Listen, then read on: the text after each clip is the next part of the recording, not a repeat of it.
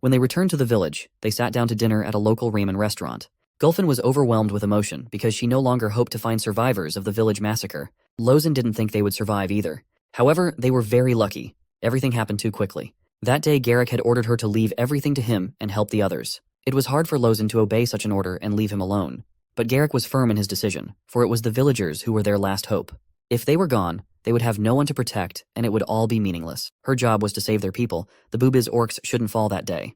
Lozin was well aware of this as well. After finishing off another demon, she made the decision to obey the order. She immediately rushed towards the shelter, leaving the battle to Garrick and the rest of the warriors. Lozin rushed with all her might. Though she couldn't fight on the front lines, she decided to make every effort to protect the rear. However, upon arrival, a shocking sight awaited her. What she thought was a safe place had been completely destroyed.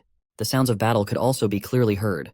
It was Dura who was fighting two elite demons. Even though she was powerful, she was having a hard time dealing with them. From her shabby appearance, it was clear that she had been fighting for quite some time. Lozin didn't understand what was going on, or why the bodies of Bob the Builder and Aunt Gyram were lying on the ground. However, she had no time to think at that moment. She had to help Dura, who was already surrounded by demons. Fortunately, she arrived in time and was able to repel the enemy's attack. Anger and confusion overwhelmed Lozin. After finishing off the demon, she asked Dura what was going on here and where the others were. However, all she received in response was silence. There were tears in Dura's eyes. In addition, the remaining demon continued to attack. The real reason why Dura didn't answer was because she didn't know what to say. "They killed everyone," was all she could say to Lozin. Lozin couldn't believe her words. It just couldn't be true. Suddenly, the surviving demon struck her with his sword. Although it was painful, it brought Lozin to her senses. The world was merciless. From the emotions overwhelming her, she lunged at the demon. But suddenly, for some reason, Dura stopped her. She forcefully told her to take Gyram and Bob and run away while she restrained the demons. Lozin again disagreed with this and replied to Dura that she was the one who should leave. However, Dura was determined to fight. Lozin again had no choice but to grit her teeth and rush towards the others. Running up to Auntie Gyram, she tried to bring her to her senses. But Bob the Builder woke up and told her to stop trying because she was already dead. It was incredibly sad to realize that one of your friends was dead. But now, there was a war. She couldn't let the time Dura had won be spent shedding tears. Her first priority was to carry the surviving Bob the Builder to safety. As she left, she saw Dura continue to fight the demons. She really wanted to help her, but she had no choice but to save Bob. At the same time, she saw the small orcs who looked out from behind the rock in fear. They had tears in their eyes because they had witnessed all those murders. Suddenly, there was an explosion. They didn't have time to run away and save themselves. Suddenly, a demon appeared and started chasing them. Dropping Bob, Lozin closed the small one with her. The blow was so strong that she fell to her knees. But the will of the orcs was unbreakable. The wounded Bob grabbed a rock and lunged at the demon. He managed to catch it off guard and landed several blows to the head. After buying some time, they took up running again. Jumping off the rock, they intended to hide in the forest. Lozin shouted to the others to keep up. At the same time, the demons managed to defeat Dura. Not stopping there, they went in pursuit of our heroes. Breaking part of the fence, Lozin opened a way for them to get out. Well, quietly, they didn't manage to leave, because the demons have already managed to catch up with them. Leaving the injured builder, Bob and Muda behind, Lozin rushed to defend their group. At first, she managed to hold back their onslaught and somehow fought back. But the demons fought very meanly, every now and then trying to kill the small orcs. Because of this, Lozin lost her advantage and could not fight at full strength. At one point, one of the demons still managed to slip through to the small ones. It seemed like it was all over. However, in the next instant, the demon's upper body turned into small pieces. The culprit behind this was the Black Knight. He was the one who had saved them. Without much difficulty, he chopped the second demon into pieces as well. At that moment, Lozin was confused and did not know what to do. However, she realized one thing. The Black Knight was not their enemy, at least not now. The Black Knight then ran away without saying anything. Lozin could have returned to the battlefield, but at that moment, she had children, and the wounded with her who needed her help. It was obvious that the demons wanted to exterminate them, so her first priority was to ensure the safety of the survivors. They immediately went to the nearest orc camp where they were given first aid.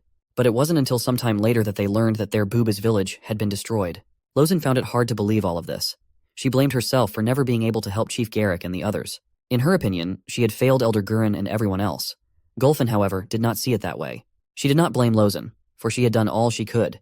Besides, if she had returned, they wouldn't have the chance to talk like this now. At the same time, Gul asked his friends how they survived. Though reluctant, they revealed that they hid in a barrel. They admitted that they were helpless and could only watch as the others were killed.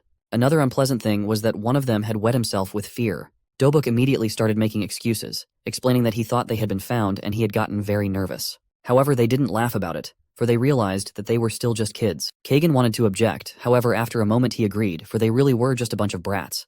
Needless to say, everyone was in agreement. In the opinion of Bob the Builder, it was up to them whether they would become a bunch of brats in the future or great orcs who could change the course of history. Suddenly their conversation was interrupted by an orc who appeared and turned to Lozen and said that the chief Doc Thunder was calling her to him. As soon as Lozen left, Gul and Gulfin said goodbye to the others.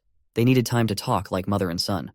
Walking down the street, our hero remarked that Aunt Lozen was truly incredible. Gulfin was in agreement with that. However, she did not understand why he said that. In the mind of Gul, everything was very simple. She was a tough warrior, tough as a mountain, and even the local chief needed. Compared to her, he was just a useless fool. And there was no way a fool like him could avenge his Gramps, Chief Garrick, and the others.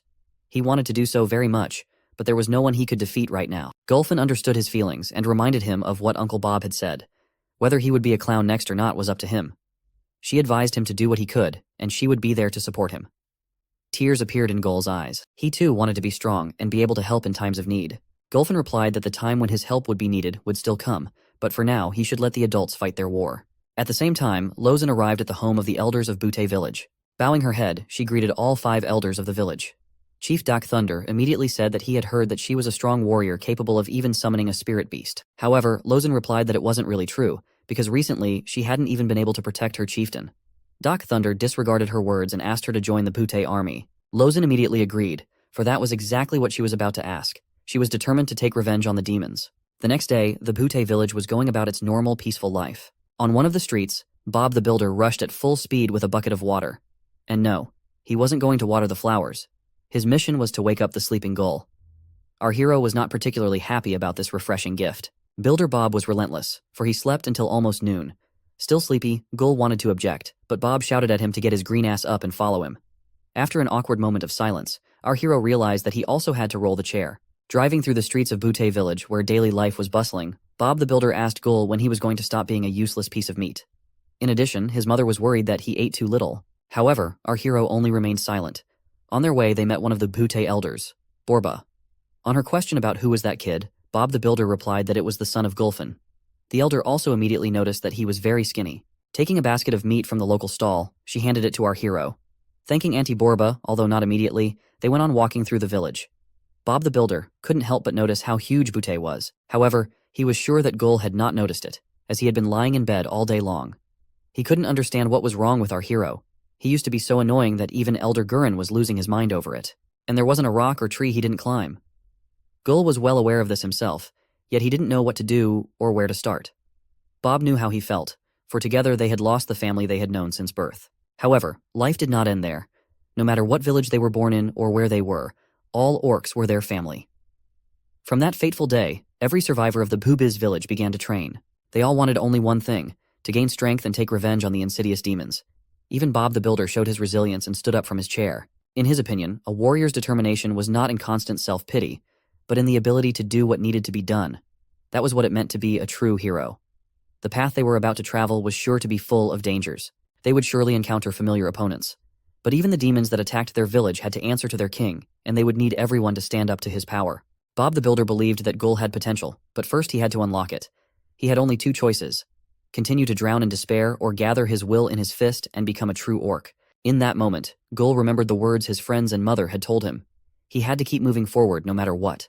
Besides, his friends had already decided everything for themselves and were training hard. He couldn't lag behind them, so he decided to give it his best effort as well. While Bob the Builder continued to tell him about the meaning of life, our hero asked him why he had to be wheeled on a chair if he could already walk. But for such impertinence, he immediately got a slap on the forehead, and that was his baptism of fire. Now everything was in his hands. But he didn't know that Gul had made his decision a moment ago. Our hero had successfully transformed from a dull piece of meat into a formerly cheerful orc, who now also had a goal. That was the real Gul. Bob slumped back in his chair. These few minutes had been all he could do for now. Gul must move on. He would have many battles to fight. And to come out of them as a winner, he would not only have to be strong, but also have loyal friends. There was a training session going on in the training ground. Every now and then, the hard-working orcs could be heard shouting. The smaller ones were being tested by the local wrestling instructor. Dobuk was the first to strike. His punch was powerful, but it was only enough to bend a pole. In the teacher's opinion, it wasn't a bad result. Gul, on the other hand, continued his non-contact fight with his pole. Kagan struck next. His punch was much stronger than Dobuk's. It was even enough to break the pole. Needless to say, even the teacher was impressed. Next was Mutu. From his movements, the teacher immediately realized that he was in good shape, and he wasn't wrong. With one precise strike, he easily sliced the pole in half. It was indeed the best result. Even the teacher praised him. Gul, on the other hand, finally decided to move into action and prepared to strike. With a furious orc shout, his fist headed towards the pillar. However, his punch was only able to make the pillar shake slightly. That was all it did. Gul stared at his fist in bewilderment while his friends began to laugh. None of them had expected such a bad result, which was the reason for the mockery. The other orcs on the training ground turned their attention to the situation. Some of them were surprised, and some of them were watching with interest. At the same time, Mutu approached Gul.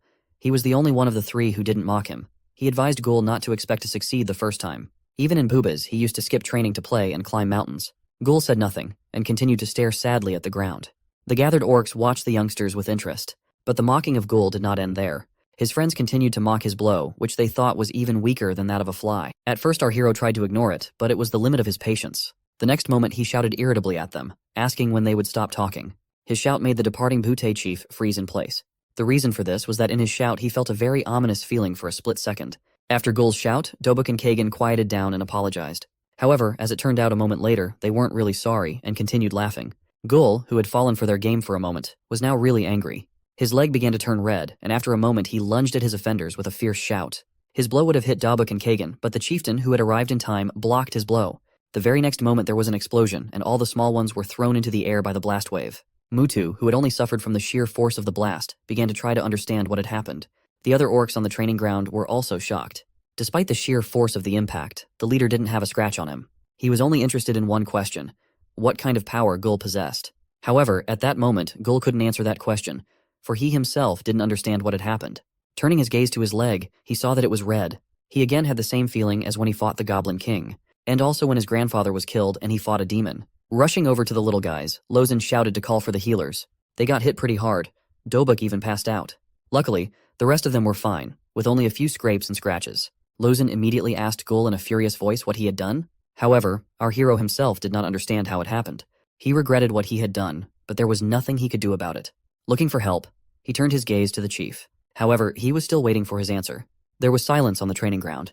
Everyone present only looked at Gul and the chief. Gul apologized and said that he had no intention of hurting his friends. All he felt at that moment was that he was angry with himself. The chief wasn't going to listen to his excuse and ordered him to hit him again. Gul was puzzled by his request, but the chief was not kidding and shouted for him to hit him again. Our hero began to strike furiously, but no matter how many times he struck, the chief continued to stand as if he were a rock. He was disappointed that this was all that an orc who had lost his home could do. He needed Gul to show what he was capable of. Hitting our hero with his hand, he sent him flying without much difficulty. After rolling quite a distance, Gul eventually hit his head on the fence and fell to the ground. He was distressed, and the wound on his head hurt. He was angry with himself. Anger was beginning to rage within him. He wanted to prove to himself, to the chief, and to everyone that he was not useless and weak. It was at such moments that the demon appeared in his mind. He knew perfectly well that it was in moments of rage and anger that it was easiest to manipulate the mind. He began to suggest that the chief's behavior was unacceptable and that he should have killed him for it. His tactics worked again. Gul did not resist and trusted him. In the very next instant, his skin turned red and he let out a furious scream. Everyone present could feel the tension building in the air. The chief was shocked by Gul's sudden transformation and his increased strength. Looking at Gul, who looked more like an enraged beast, he couldn't help but wonder what kind of monster Garrick and Gurren had created. The tension was rising. Gul was becoming more and more insane, like an uncontrollable monster. Already after a moment, it rushed towards the leader at lightning speed. The chief was stunned by the tremendous speed. Taking the blow, he blocked Gul's attack. The blow was incredibly powerful, as even a strong warrior like him was thrown back several meters. However, that was all Gul could do. The leader was able to stay on his feet. He hadn't fully believed what the dark elf had told him about Gul, but now he was convinced of it with his own eyes. However, the spectacle had made a huge impression on the others present. From his red skin and the markings on his body, they realized that he was a blood orc. This news was shocking. Gul, on the other hand, was beginning to come to his senses. He didn't immediately understand what the others were talking about and why they were calling him a blood orc. However, after looking at his hands, he realized that it had happened to him again. He had lost control of himself again. He wanted to figure out what had happened to him, but suddenly he was visited by an unknown feeling that made his whole body freeze. He could feel the golden dragon awakening in his body, and he knew that the only one who had ever possessed it was his Gramps Gurren. His mind immediately flashed back to the memories of how he had given him some of his power and asked the dragon to watch over him. The demon inside Gul also sensed the trouble perfectly. However, there was nothing he could do about the fact that his will was being suppressed. He tried to resist, but this force was stronger. Chains covered in golden light began to bind him. At the end of the brief confrontation, he was completely restrained, unable to do anything. He had lost, and his majestic throne began to crumble. The demon didn't understand, or rather didn't want to accept his defeat. He knew his opponent well, which made him even more furious. Grutam, he was someone who shouldn't have been there. However, despite all his rage, the demon was powerless. When he was temporarily sealed, Gul began to return to his previous state. The others noticed this as well, and so they came closer. They had many questions, and one of them was what was even going on. Ran and Layla were also watching what was happening. From Ran's reaction, Layla realized that he was aware of the situation from the beginning. It was true, and besides, he was the one who had warned Chief Dak. At the same time, there was silence between Gul and the chief. Dak was the first to speak. He told Gul that only by drinking demon blood could one get such power. And coincidentally, only Gurren had a bottle of it. It was a gift from one of their fallen brothers during the time of the war with the demons. However, the most amazing part of the story was that Gul drank it and remained alive. Chief Dak burst into laughter. Gul still didn't really understand what was going on. The only thing he remembered was accidentally drinking some crap a couple years ago. However, his grandfather had said then that he would be fine. Dak also found it hard to believe that the legend of the Blood Orc was true. He began to ask Gul if he realized the power he had gained. It all started over 200 years ago when the blue demons decided to take over the land. Along the way, they enslaved all peoples they deemed weaker than their kind. One group of demons paid particular attention to raiding orc villages. And it wasn't because they needed labor for their ever-growing kingdom. The real reason was because they needed test subjects. Back then, the demons were experimenting on creating a monstrous, expendable army that they planned to bring chaos to all the other kingdoms. The experiments had only one goal, to find a blood orc. It was from this that a huge portion of the orc population perished. Despite the vast amount of blood spilled, the demons never succeeded. However, Gul succeeded. He became a blood orc. He was the weapon that the demons had always desired. Everyone present listened to the chief with bated breath. They slowly began to realize how much value Gul had. However, with great power comes great responsibility. Realizing this, Chief Dak asked our hero if he wanted to master this power and become a true warrior. Gul did not hesitate to answer that he did. Dak himself would have liked to teach him, but replied that he had no place in the village. Gul did not know why the chief had refused him, and so he began to assure him that he would be able to do it, and that he could even withstand any training. But the reason why Chief Dak had refused him was something else entirely. He was a blood orc, which meant that one wrong move and he could hurt someone. The only way out in this situation was to find a master. He was the only one who could handle this. In Dak's opinion, Jareth Fullbringer was the perfect candidate for this. He was also known as Master of Ki. He had enough strength and experience to help Gul. No one knew exactly where he was, however the elves would have to help him with this. Ran and Layla gladly agreed to this mission, for Layla had once been his student as well. Hearing this, Gul stared at Layla with admiration. She was indeed strong, and he really wanted to become the same. Chief Dak told our hero that he shouldn't relax, for he had a long and difficult journey ahead of him. His primary goal was to learn to control his strength and become a true warrior. At the same time, in Gul's mind, the demon was talking to Grutom. The demon felt his freedom was only a matter of time. He was fueled by the darkness of this child. All he had to do was wait for the right opportunity. Later that evening, Gul and his mom enjoyed a beautiful view of Pute village. But that wasn't the only reason they were here. Gulfin also wanted to talk to Gul before he left. She asked if he was really sure about his decision to leave the nest. However, in Gul's opinion, she had left him in it a long time ago. Gulfin couldn't deny it, but in her defense, she said that she had to fulfill her role, to help restore peace and harmony to their lands. Hearing this, Gul said with hatred in his voice that it was really time for them to kill all the demons. Those demons should have regretted attacking boobies and for allowing their children to be born into this world. Gulfin didn't really like the attitude with which Gul was speaking, but he continued. He was sure that with the power that Chief Dak had told him about, he could make the demons suffer 10 times more than the orcs suffered. Suddenly, Gulfin slapped him. Gul stared at his mother in bewilderment, trying to understand what had happened. Gulfin was furious. She began to ask what kind of nonsense he was talking about and if he really wanted to be like them. And did he really want to kill innocent people like them? Gul asked what she thought he should do then. Without thinking long, Gulfin slapped Gul again. She didn't understand what was going on with him and why he had become so cranky lately, even hurting a friend for teasing him a little. The orcs had only entered the war to protect future generations and to be able to live without fear for their lives. She in no way wanted him to become a mindless killer. And if he was going to take revenge, he should take it to the right person, and to the one who really deserved it. But he should also remember that they fight first to protect. Gul didn't argue and agreed with her. But as it turned out, Gulfin had something for him. By late afternoon, they arrived at her forge. Entering inside, our hero shrieked with delight. There was a large number of all sorts of weapons and armor hanging everywhere. All of this was the result of her years of working with the many types of ores that were mined in Butte, all to find the right material to create the perfect sword.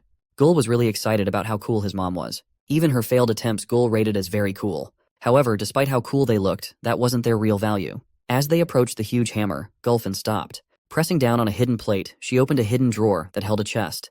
Gulfin proudly showed him the dagger, however Gul was not too thrilled. In his opinion, she had a bunch of weapons that were bigger and better. But his mother persisted. She believed that for now, he could do more if he used the dagger. She also added that if he wanted a bigger weapon, he would have to earn it. But this small dagger was no ordinary dagger either. It was made of the strongest local metal alloy, Hugerin steel. Its hilt was made from the scales of a black dragon. It was one of her finest creations. Plus, She had made it especially for him. At her words, Gul was delighted. He even asked if she was sure she wanted to give such a valuable dagger to him. Nodding affirmatively, his mother replied with a soft smile that it was his. Receiving his gift, our hero thanked his mom. She, in turn, said he should have given the dagger a name. Taking the dagger out and twirling it in his hands, Gul began to think about what to name it. After some time of thinking, he was finally able to come up with a suitable one. And there was a name for this great sword, Tony Tony. The moment he said those words, purple smoke appeared from the dagger. However, just a moment later, it completely dissipated, leaving Gul puzzled. After a while, Layla entered the smithy. Gulfin immediately noticed that she looked cool. Blushing, she thanked her and said that it was because of the tailor who was enthusiastic. Gul also noticed how she had changed and was about to say how hot she was, but he was stopped by Gulfin's stern look. He was sure that if he had said the word fully, she would have beaten his ass. Luckily, Gul realized this and corrected his position in time to say that she looked happy. Gulfin asked Layla where Ran was, and she said that he had decided to go alone because he thought he was already in debt. At the same time, Ran was standing on a mountain, at the foot of which there were many large spiders. They were the ones that were the target of his mission today. In a couple of moments, he was able to deal with several of them at once. Their purple blood and body parts scattered in all directions. But it wasn't killing them that was his goal. He wanted the silk they were weaving.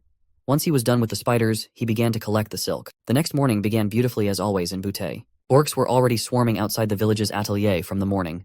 Butte's tailor Araba was also excited about the new day. She began to remember how much she had enjoyed working on the dark elf's clothes. She stretched sweetly and yawned. However, her breathing was by no means as good as the morning. The flowers in Ran came within striking distance of it, wilted instantly. In Ran's estimation, the stench from her mouth could kill anyone, and could even be a strategic weapon in the war against demons. Apologizing for his dirty appearance, he said he had gotten her the material she needed. Araba was happy to hear this, but did not realize where the promised materials were. Ran immediately opened a dimensional storage, which surprised the tailor, who had already forgotten that dark elves could do that. Already in the next moment, she was flooded with materials. There were so many materials that she found herself buried alive under them. Araba was really surprised that Ran was able to bring everything she needed. When Ran asked if it would be enough, she confidently replied that it would be more than enough. He had brought top-grade materials, so there was nothing to worry about. Araba's enthusiasm was again sky-high. She promised Ran that in 2 days, everything would be ready. 2 days later, Gul started packing for the journey. He put on new clothes and also took his dagger. Finally, he was fully ready to conquer the world.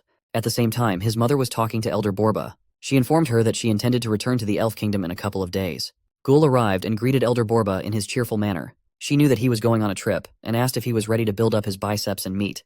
However, to their surprise, Gul's mood immediately disappeared. The reason was that he missed his backpack Gulaman. He felt incomplete without him and didn't understand how he could start an adventure without his best buddy. In that moment, he truly realized and understood the cruelty of life. Not wanting to listen to him whine anymore, Gulfin threw her bag at him. However, in Gul's opinion, it was lame and unwearable. In Gulfin's opinion, the most important thing was practicality, because adventures were not that easy. Borba, who was watching the situation, laughed. At the same time, Ran arrived at the smithy and told Gul that he wanted to give him a present. Gul didn't mind at all. Dropping his bag, he immediately went to him. The bag that Ran had brought with him looked really impressive. Unzipping it, he pulled out a cool backpack that had been made by Araba. Gul's eyes immediately lit up with happiness at the sight of it. Ran told him that Araba had shown impressive skills creating this backpack. It was made from moonspider silk, purified from corruption, as well as other quality materials. It was the least he could do since he had left Gulaman behind in their country. Ran really hoped he liked it. Gul's actions were better than any words. Rushing over to the backpack, he hugged his new friend tightly. It was the backpack he had always dreamed of. He immediately asked Ran what to call it. He replied that he had dared to give it the name Selamun. Even though Gul couldn't pronounce the word the first time, he still thought it was the right word. Thanking Ran once again, our hero said that he finally felt complete again. Now that Gul was fully ready to go on his journey, it was time to give him Butte's blessing for his journey. Here in Butte, they were all family, and so if any of them were traveling, they would support him in any way they could. And so if he asked, their brothers and sisters would provide him with whatever he needed. To be sure, Gul innocently asked if he could really ask for anything.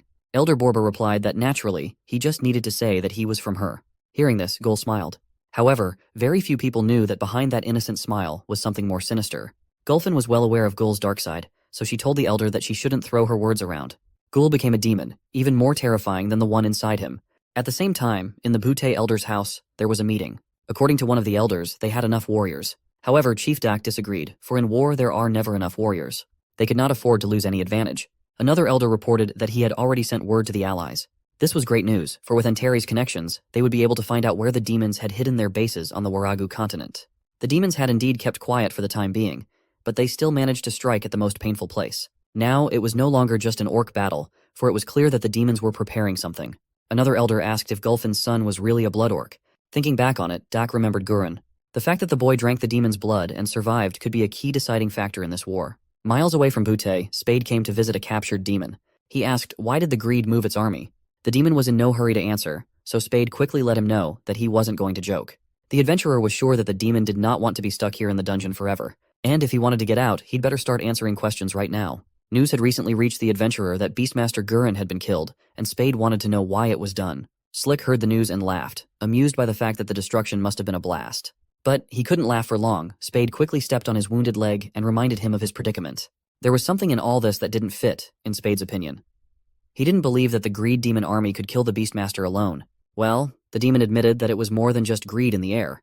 It was all punishment. Those orc slaves got what they deserved. From his words, Spade concluded that greed wasn't the only thing involved. He had learned what he wanted and was about to leave the prison room when Slick called out to him and said that people better be careful. Demons are envious and are wrathful as well. Those orcs were just the beginning. Now let's go back to Gul, who with his new backpack was running around the streets of Butte looking for his gang. He found them pretty quickly. These bums were not practicing now and were probably up to something nasty. But Gul had a more important task for them. He needed help gathering goods for the journey. With such a task, the bros were always willing to help.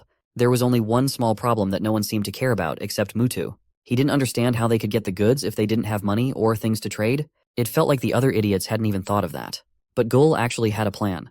Elder Borba had told him that by bringing up her name, he could get anything he wanted from the people of Butte. Mutu saw holes in Gul's plan even here. What if no one believed him? Did he even have the signature of an elder? Gul unfortunately wasn't known for that kind of savvy and didn't think that far ahead. But he had clearly heard that Elder Borba had said exactly that. Of course, that wasn't enough to make it seem plausible. Kagan grudgingly stated that Gul should go and ask Grandma Borba for a signature so they wouldn't look bad. But Gul replied that they didn't have that much time. He had to go any minute. If they delayed, he wouldn't get much goods, which he was not happy about. Kagan was already starting to feel trouble approaching his ass. But then Dobuk's sly laugh was heard. He was the evil genius of their gang for a reason. He came up with the brilliant idea of making the sign himself. Of course, everyone liked the idea. So Mutu started writing as hard as he could. It was much harder than hitting a trunk.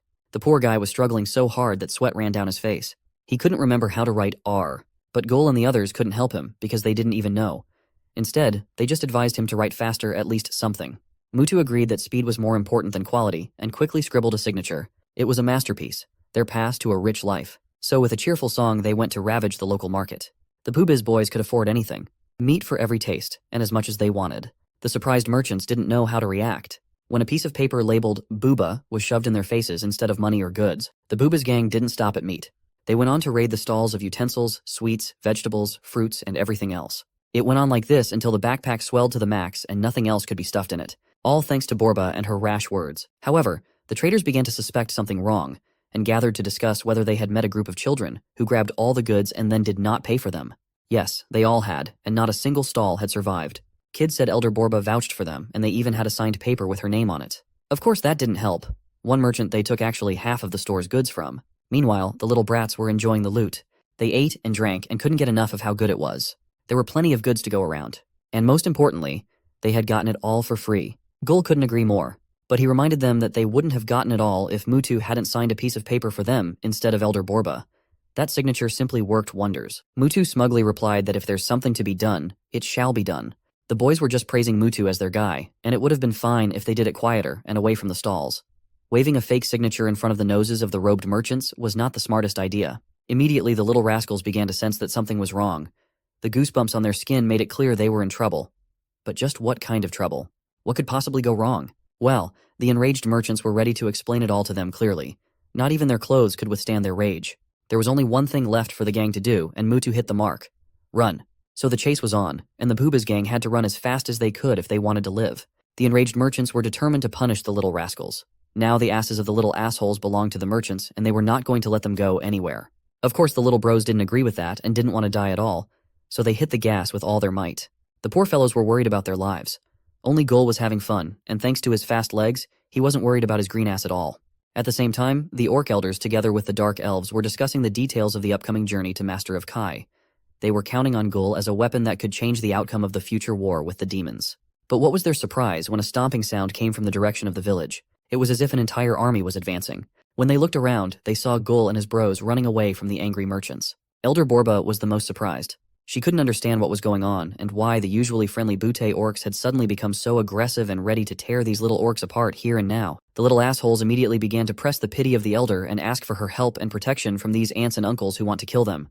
At the same time, of course, they didn't say why. Mutu, feeling more confident under the protection, said that they had simply done what Elder Borba had told Gul. She didn't remember what she had told him, so she asked what she might have said. The patience of the robed merchants began to run out and they rushed forward to punish the little brats. Now even Chief Dak had to restrain them. Suddenly the scuffle was interrupted by a shout from Gul, who asked all the Butte orcs to listen to him. Everyone froze in surprise and looked at him. Gul, on the other hand, was glowing with self-confidence. He solemnly introduced himself to everyone as Braba Gul, son of Gulfin. He thanked everyone for letting them stay in Butte. Next he told everyone again the sad story of their village, and shared that when their village Bubiz was destroyed by demons, he thought they had lost everything, because it was the only warm place he knew. But everything changed when he came to Butte, and here he found his new home. All thanks to his new uncles and aunts who treated them like family. And now Gul announced to everyone that he was going on a new journey to become a strong warrior and a true orc. Even Gul's friends wept at this inspirational speech and were proud to have such a friend. But Gul didn't stop there and declared that he wouldn't let anyone else trample on the orcs. And he would never give up or fall without a fight. The orcs were encouraged by such a speech and immediately forgot all their past offenses. Now, they were glorifying Gul. Gul was sure that now these demons will never be able to humiliate the orcs again. Never. And all the orcs agreed with him. Huga Baruga, blood and honor, orcs forever. In the midst of all this speech, Gul turned his attention to his mother at the end, and told her that he couldn't promise her anything, but he will try to be a good warrior who won't let her down. After such a masterful escape from the angry crowd, cheeky bastard Gul went down to his new Gulamon. Gulfin came up to him and asked him not to upset the master, for she had heard that he was not easy to please. But Gul reassured her, confident that everyone liked him. And so once again, Gul was on his way, along with Ran and Layla. But this time, it was a different Gul. Determined and responsible to fulfill his mission, not to have fun. Looking back, he remembered the friendly Bubiz orcs who had seen him off not long ago. They were gone now, but instead were the Butte orcs. Looking up, he saw images of a happy Garrick, Grandpa Gorin, and Aunt Jiram wishing him a happy journey. Such a thing made him unable to hold back his tears. Catching up with his two companions, Gul was sure that this time things would be different and he would be useful and valuable. Now he would never let anyone down again. At the same time, not far away in the forest, the familiar foxes were sniffing around in search of prey. Unfortunately, they had recently eaten all their stuff, wheat new truff, and now they were empty-handed. It was not surprising, though, because they had a guest. Now they had to find something valuable to sell, or their boss wouldn't be happy if they showed up empty-handed. They hoped that little orc was feeling better. Otherwise, they'd just eat up all that spices for nothing. Suddenly, they froze in surprise. They had come to the clearing where some dark elf had organized a genocide of spiders last night. This was the first time they had seen something like this, and could only imagine what kind of madman had gone crazy in this forest. But more importantly, that madman didn't even collect all the valuable stuff. There were corrupted moonlight spiders. And that meant uncorrupted shining money for them. It didn't take long for word of the Beastmaster's demise to spread across the land. Numerous realms were taken aback. One such example is the Antares Kingdom, renowned for its status as neutral territory. The kingdom is home to a diverse population. Many races live here together. Humans, elves, dwarves, orcs, even demons are said to be welcome. His Majesty King Ren Turgar is the monarch of this stunning nation, which he rules with the determination to uphold his ancestors' legacy. And now guests were arriving at the gates of his palace one by one. Aden Horatio, guildmaster of Gold Hunter Guild, had arrived early and was greeting Madame Roselle, who had finally arrived. He thought she wouldn't make it, but she did. Roselle Dunn, guildmaster of the Chatty Boars Guild, was still pleased to be greeted by such a gentleman knight, despite his remarks. Aden Horatio was sure she wouldn't make it because he had heard that she had been very busy lately. Roselle Dunn confirmed that she had indeed been very busy, but the information she had received was very valuable, and she was going to reveal it later during the meeting. Aden Horatio was looking forward to it. Olga of Mishtza, guildmaster of Fighting Against the Nefarious Guild, was watching them. When the others approached her, she asked if they were the only ones here. "Where's the dragon guy?" "Oh, you didn't have to worry about him. He was already on his way riding Tempest." Guildmaster France was already very close. In the same town, two familiar figures were sitting on the roof of a house. They had just sold the supplies they had gathered in the forest and were just glowing with happiness. It was the first time they had made so much money. The skinny, clearly not bandit couldn't wait to get the bag of gold in his hands. He wanted to feel its weight. But Fatty left him no chance, justifying his decision by the fact that his friend was prone to losing valuable things. What if that gold got lost somewhere in their pockets? Skinny didn't give up and came up with a new idea. He was sure they couldn't give it all to their boss. There's quite a lot of gold here, and the boss would never know if they kept some for themselves. Fatty told him, "You know what? You're absolutely right. Bandits never change." And they laughed heartily at their cunning, not even noticing the dragon approaching on the horizon. It flew past them with such speed that it knocked the bag of gold out of their hands and almost threw them off. They were horrified when they realized the money was gone. It was gone. It turned out Fatty's hands were even less reliable than the skinny fox's, so their money was blown away, and all they could do was scream in despair. Which I must say, they did very well. Meanwhile, Guildmaster France had successfully landed in the backyard of the castle. He petted his faithful dragon and promised that he would be back soon. Now he had to hurry. His Majesty was already waiting. It was gone.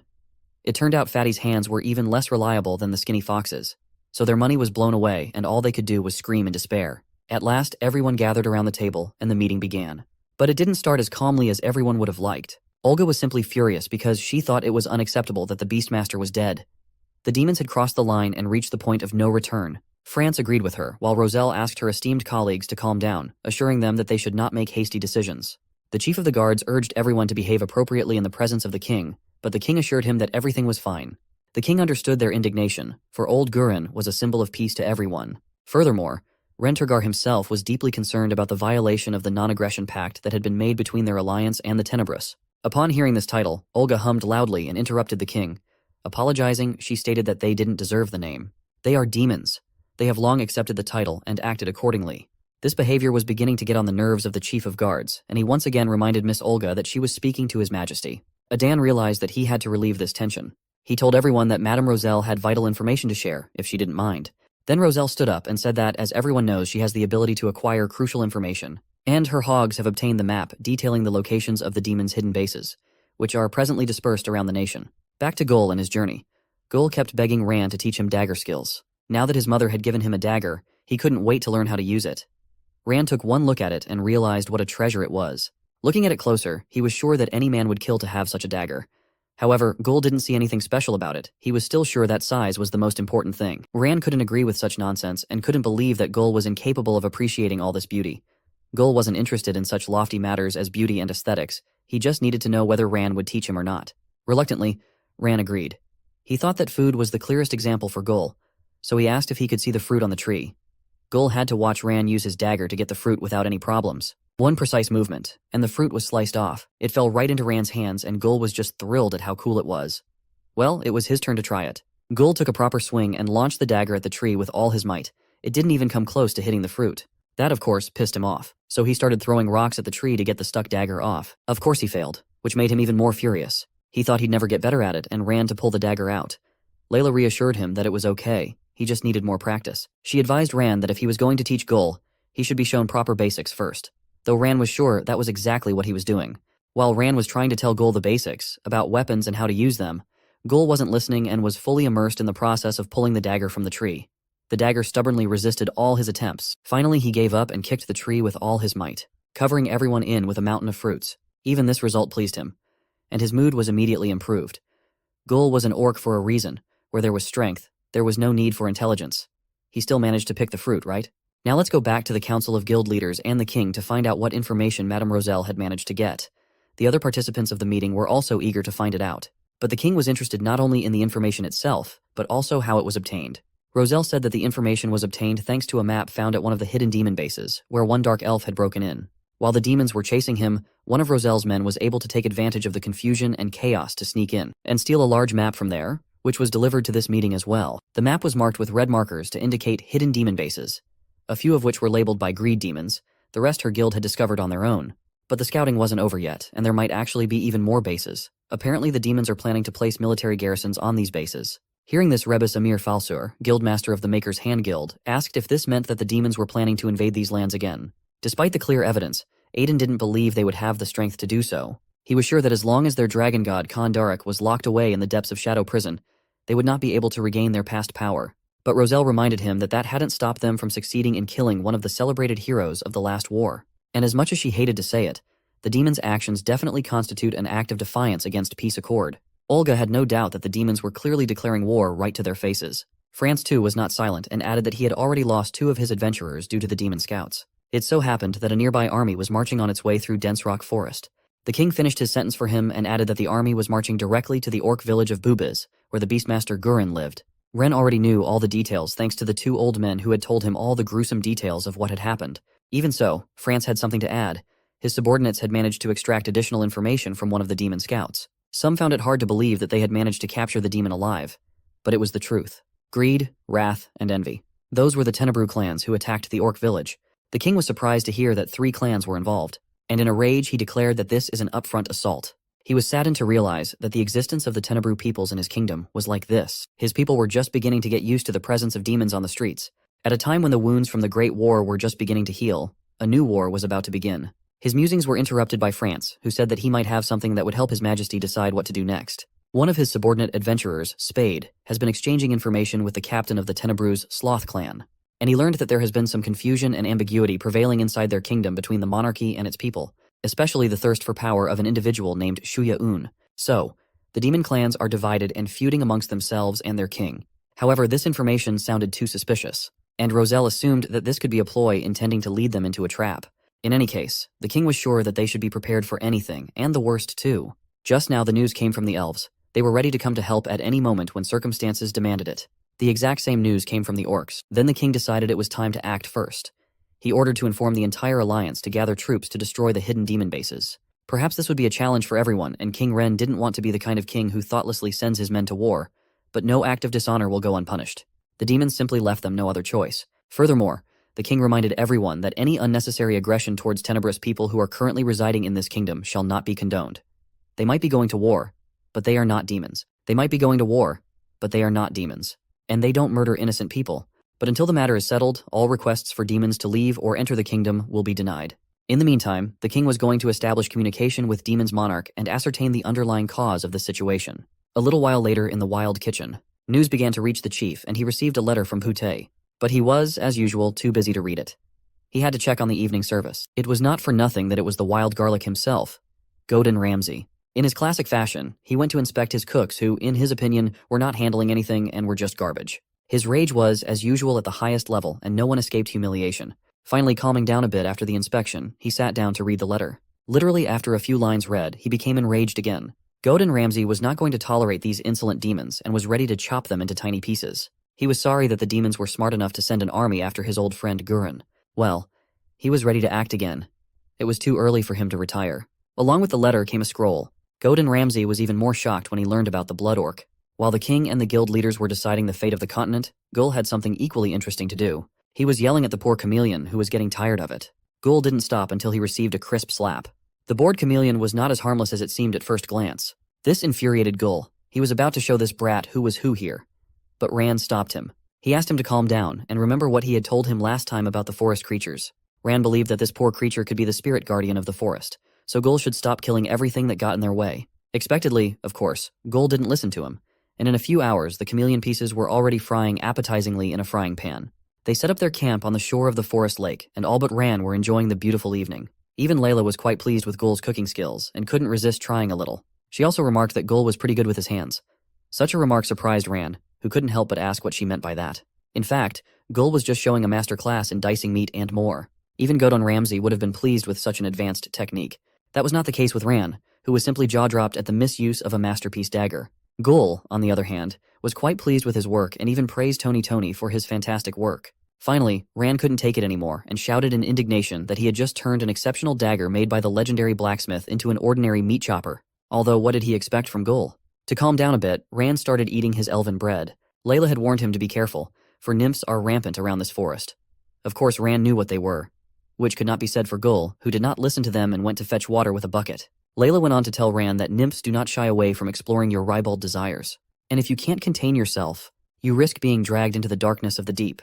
Unfortunately, Gul didn't hear all this and fell completely under the nymphs' charms. Despite their danger, Layla believed that nymphs existed in the forest for the reason of protecting the forest from people who could potentially harm it.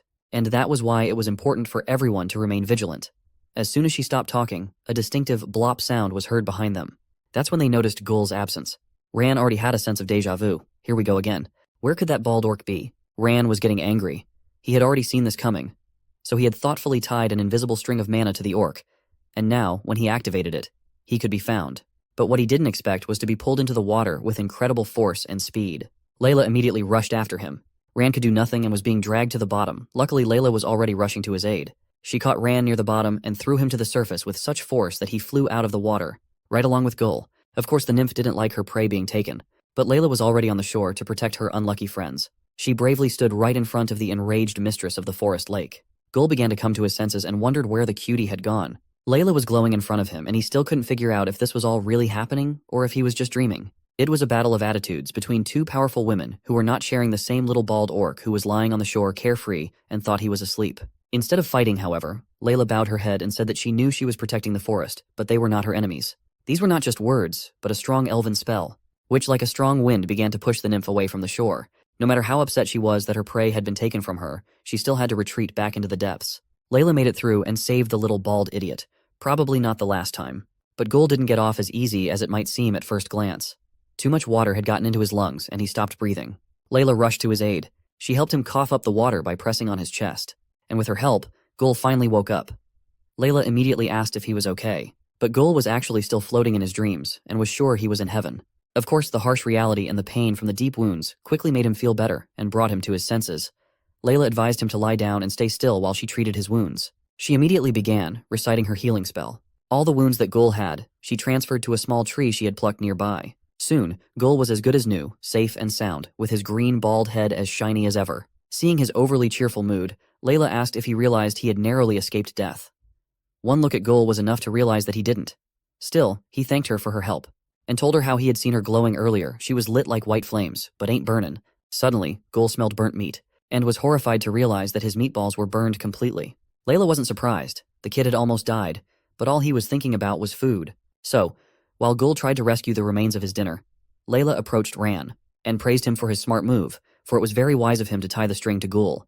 Ran didn't see anything ingenious about it. He just learned from experience that the little bastard tended to disappear when he wasn't being looked at.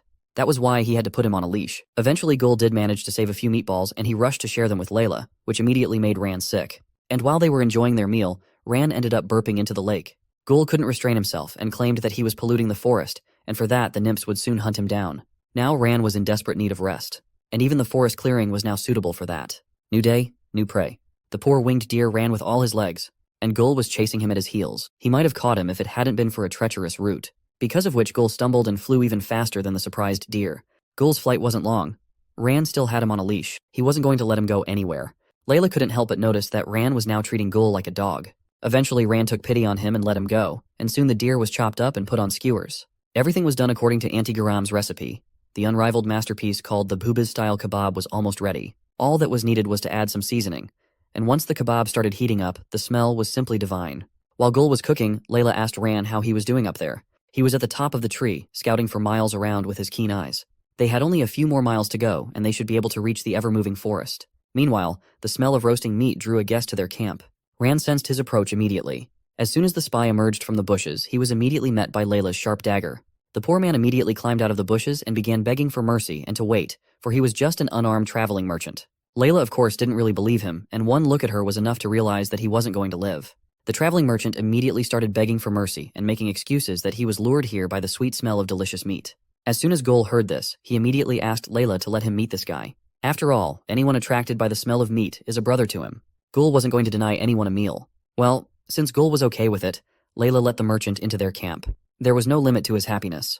The traveling merchant just couldn't stop praising how phenomenal this meat was, especially after not eating normally for a week. Gul, with a smug face, accepted all the praise and didn't fail to remind him that it was all prepared by the first assistant of Bork's restaurant in Pubiz.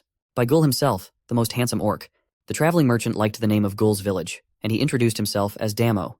And so it was that they met. Gul was simply delighted by the trader's large backpack, which sold a wide variety of goods. Ran was interested in more practical things. Considering that he was a traveling merchant, he wanted to find out some information from him. Ran was especially curious if there were any villages on the way to the ever-moving forest where they were headed. The merchant immediately saw this as an opportunity, and offered Ran a look at a fantastic original leather dagger sheath. He insisted that it was a unique offer that could not be missed. Gul, meanwhile, was trying to create a Lomi 2.0, also offering this bird some meat. Ran realized that until he bought something from the merchant, he wouldn't say anything, so he grudgingly agreed to buy in exchange for information. And for only 2 silver coins, he got a new sheath. Then Damo told him that a few miles from here to the southeast, they would come across a spiral rock. Then they would only have to go straight for a bit, and they would come across a village called Okakeo. But Damo also warned them that he had heard that the monsters out there are becoming a little bit unorthodox. Our adventurers promised him they'd take note. Gul, meanwhile, was trying to take a bite out of the poor bird. Before saying goodbye, Damo decided to give Gul a special gift. A blue firework in the shape of a dragon, which Gul was of course delighted with. Damo colorfully told him that these fireworks are called Ice Dragon, and instead of sparks of fire, it'll burst out like a blizzard. It will surely feel as if it's winter in the middle of a piping hot desert. Gul was thrilled. Damo assured Gul that it was an ultra-mega special item, but it doesn't compare to the food Gul provided him. Finally, Damo said goodbye to everyone and set off, but there was something about him that didn't seem right, and from the looks of it, he only wanted to appear to be a traveling merchant. That was his cover. In reality, he was one of Madame Roselle's spies, and today he had learned many interesting things.